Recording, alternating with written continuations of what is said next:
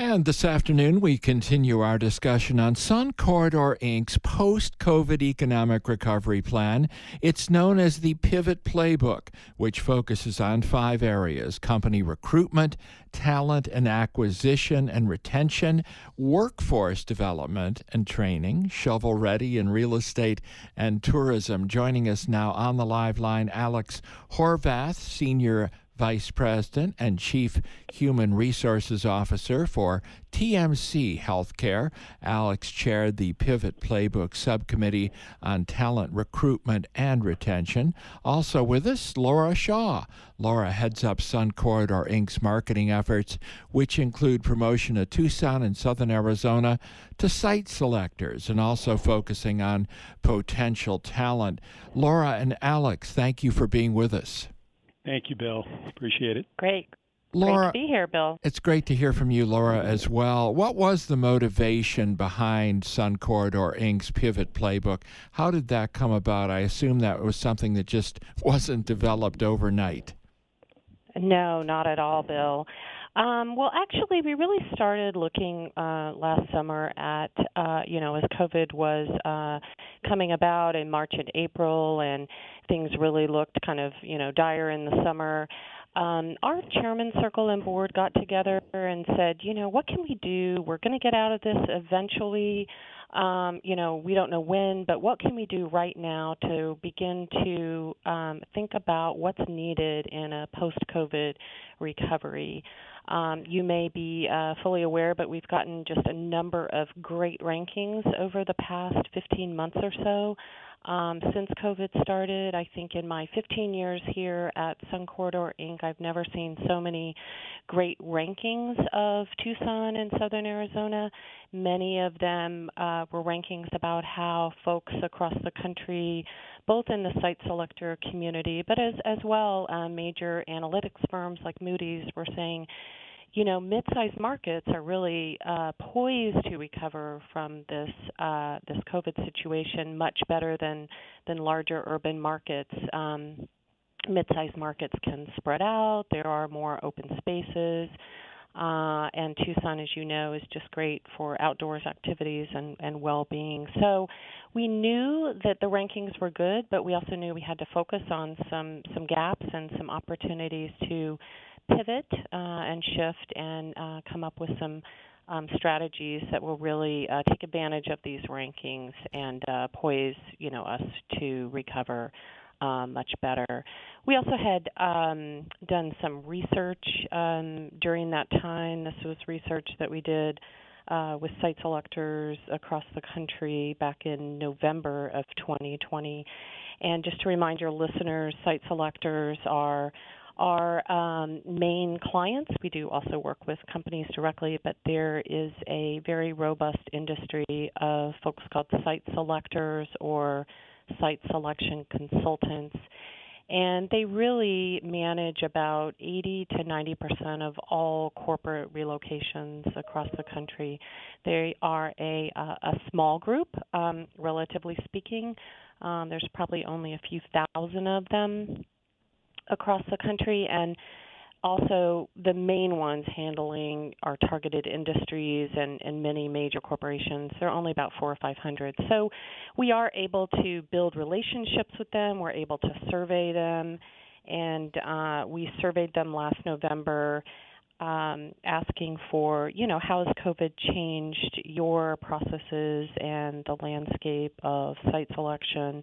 And we surveyed them for that reason, but we also surveyed them because we wanted their input into the recovery plan. And they just gave us some tremendous insights, and I'm happy to talk about those further, but I can stop here and let Alex chime in. Yeah, we can circle back to that. Alex, you chaired the talent recruitment and retention focus, and Laura was pointing out how important this small group but highly influential people, the site selectors. So where does talent recruitment stand as an overall factor in site selection decisions, Alex? Bill, it has really moved to the forefront. It used to be the overall site selection, transportation, location, but it has really moved to be the number one factor And for us in our community, we have such an advantage because we're able to recruit talent to Tucson, and we're able to, for the most part, retain talent in Tucson. There's been some significant transformations with the number of young people and individuals graduating from our great universities and community colleges and so forth that stay here now. So individuals, for those site selectors, making decisions about what meets the community and how they can meet their need to grow in the future. Talent really has driven that decision now, and we know that it's not a short-term decision.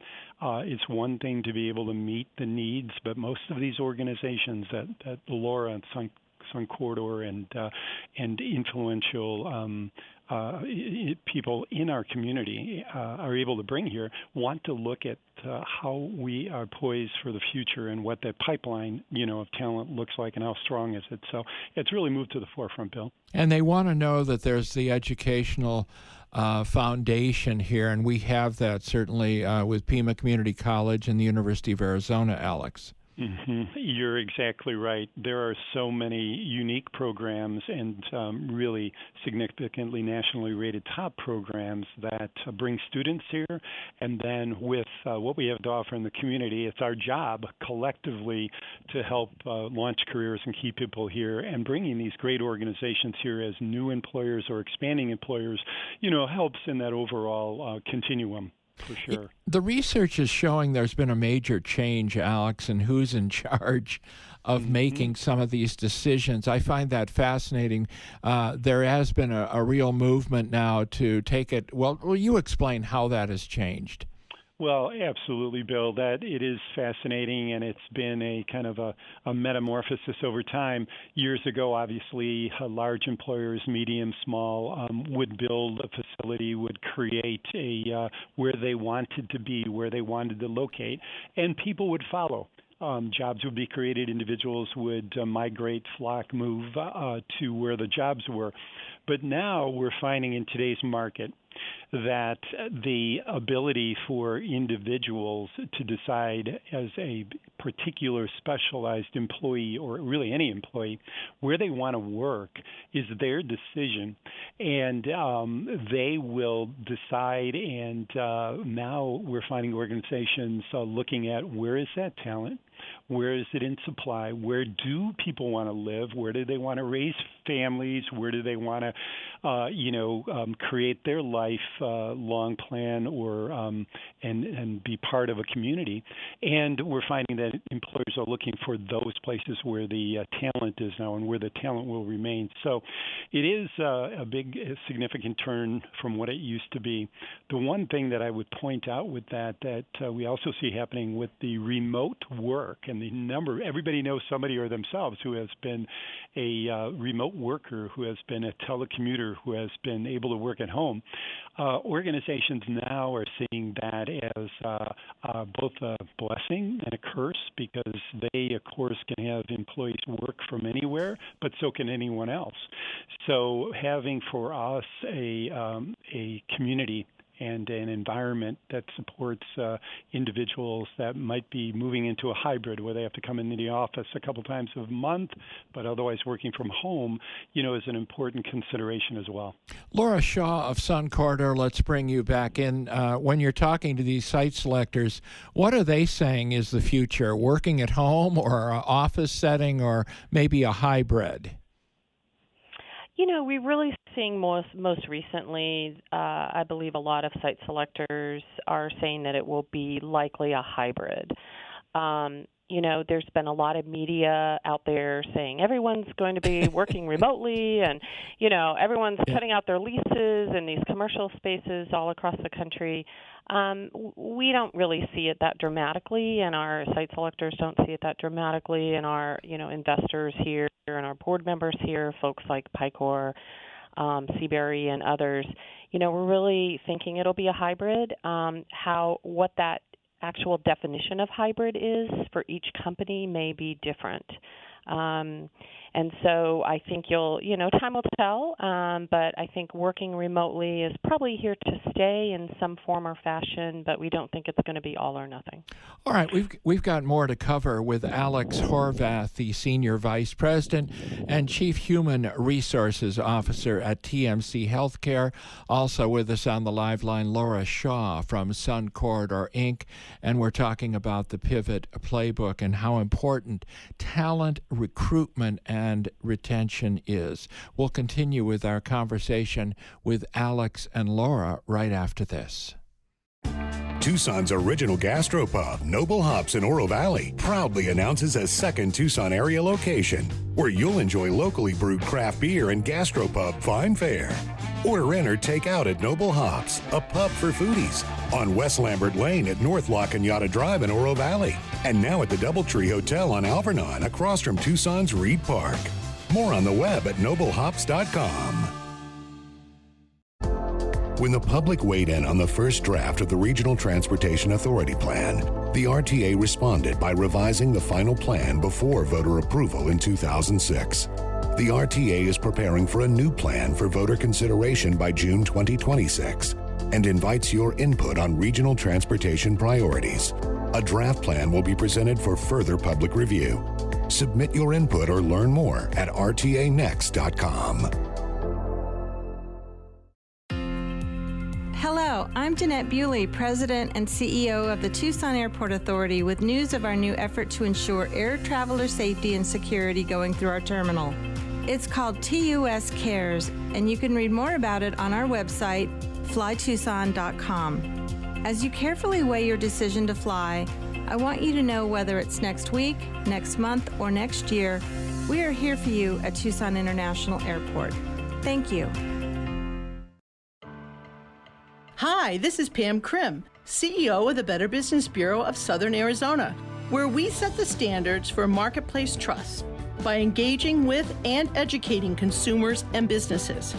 The BBB is the place to turn for objective and unbiased information on businesses.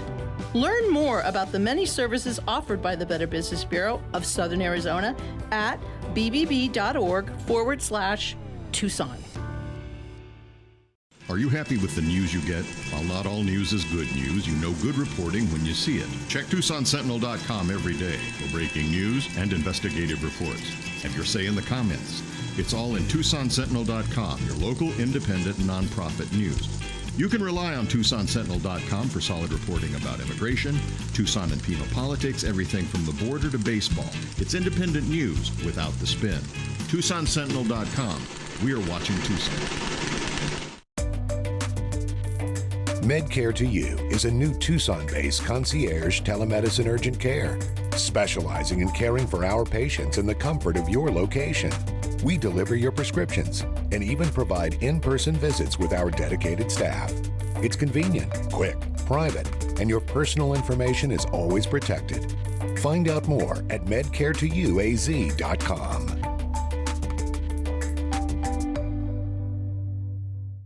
Vets working hard to save wildlife covered in cactus spines. A skunk left for dead, miraculously saved by a caring citizen. Those are just a couple of the headlines from the nonprofit Tucson Animal Rescue Center, where thousands of animals are cared for each year at its state-of-the-art Far East Side Tucson facility. Rescue, rehab, and release. The Tucson Wildlife Center, saving wildlife for more than 2 decades. Donate online at TucsonWildlife.com or call 290-WILD. Welcome back to the Buckmaster Show, where we continue our discussion now on Sun Corridor, Inc.'s post-COVID economic recovery plan.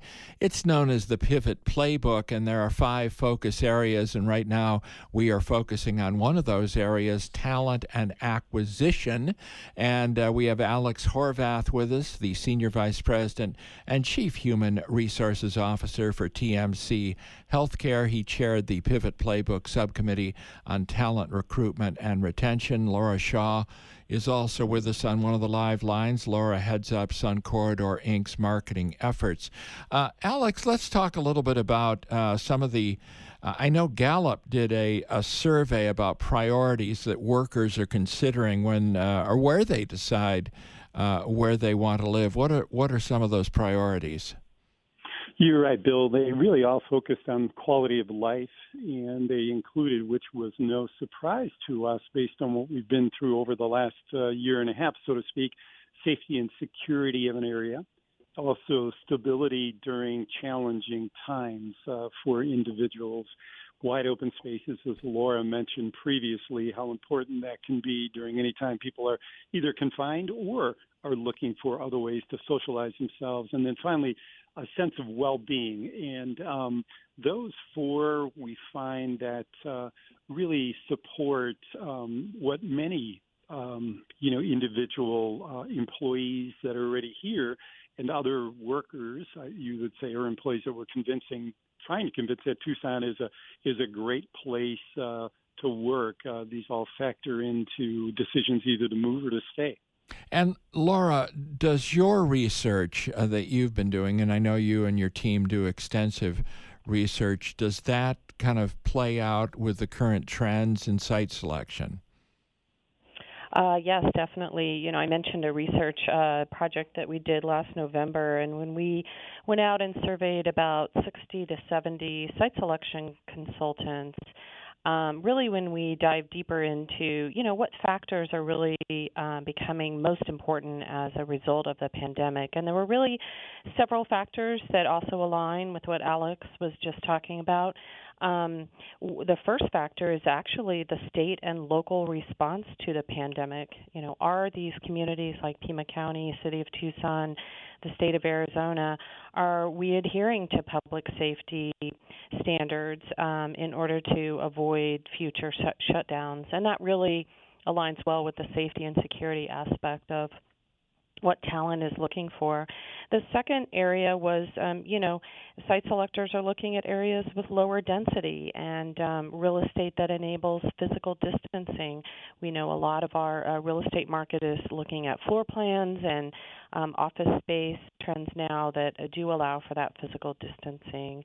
And, we've always been a lower density market, and that really aligns well with what talent wants. Talent these days need to have enhanced digital and technical skills required of a remote workforce, especially if they want to work remotely or the company would like them to work remotely. And some of the most interesting research came about in the incentive category. We're looking here at Sun Corridor Inc. About really meeting with our partners and looking at what kinds of incentives are really needed post-pandemic. In the prior real estate-focused incentive world, a company would locate, they build a physical building. The incentives are normally built around the commitment to that physical building. Well, now we may need to look at incentives that take into account remote workers. Should there be childcare related incentives? Should there be, an office in a box for your home office? Those kinds of incentives. It's really a wide open stage right now nationally, and we're kind of excited to dive into that a little bit more. Alex, tell me about the bottom line recommendations out of your committee, and how did the young professionals, where do they fit in? Let's start with the young professionals, Bill. We find that years ago, individuals would leave Tucson after exiting and graduating from school at a much higher rate than they do today. So there's a real great retention factor here. So we want to make sure one of our recommendations is that we have the resources, the support available for young professionals. That is both at the collegial and social perspective level, but also from a professional level. And that individuals who are wanting to start careers here have the support available, and that includes individuals who have been in that career before, individuals who can support them through local groups that have already been formed and that can continue. We also know that dual career families, individuals with two individuals working that are either here or coming into the community, the resources to make sure that whether their partner or spouse also can get a good job here And so we are looking at the coordination from employers, both medium, large, and small, to be able to have jobs available and posted that individuals coming into the community can look at and access and find more about. And then probably one of the most significant for us, and I know that Laura will probably talk a little bit more about this, but a kind of a one-stop shop, a coordinated, and what's been put together is called ThriveInTucson.com, but a one-stop shop that allows an individual to get information on all those key quality of life, educational decisions, where to live, what the trends have been here, and we as an organization and others use this website, and we're thrilled that it exists now, and this is a great resource that organizations and individuals can use. Laura Shaw, is the new website ThriveInTucson.com online and live now? It is. ThriveInTucson.com is live right now. This is a project I've been wanting to do for many, many years that's focused really on talent attraction. And so when you go to that website, you'll see it is, as Alex mentioned, a one-stop shop of Tucson and Southern Arizona resources, information geared to prospective talent of any age. So the website content includes quality of life. It includes our recent rankings and key statistics about living and working here. It also includes cost of living. Talent from outside the market is always interested to see what is the cost of living, of course, in a place I'm looking to move to versus where I live now. It also has a section on, where you could live, who our notable employers are, and actually one thing we didn't really even think about building until we actually talked to the talent committee, and Alex headed up a committee of HR professionals from many of our largest employers, from Roche to Caterpillar to TEP and others, and they said, list the notable employers, but also list the causes that we support, because many young professionals and others of any age really care about the cause that an employer supports. So we included that. There's information on the economy, on education, testimonials. So it's really a great resource, and actually it's not only a great resource for talent, it's a great resource for HR professionals, and Alex mentioned his own staff and others on our committee are beginning to use this to say, if you're looking to move here to Tucson, to someone they're trying to recruit outside the market, here, go to ThriveInTucson.com. Also, our site selectors love it. The site selectors love it because they can see we're attracting talent. It sounds like you've got all the bases covered there. Laura Shaw and Alex Horvath, thank you very much. Good conversation about the Pivot Playbook and the talent recruitment and retention. And thank you both for being with us. Great. Bill, thanks for having us. Thank you. That's going to do it for the Buckmaster Show. On behalf of our guests and Tom Fairbank on the other side of the glass, have a great afternoon.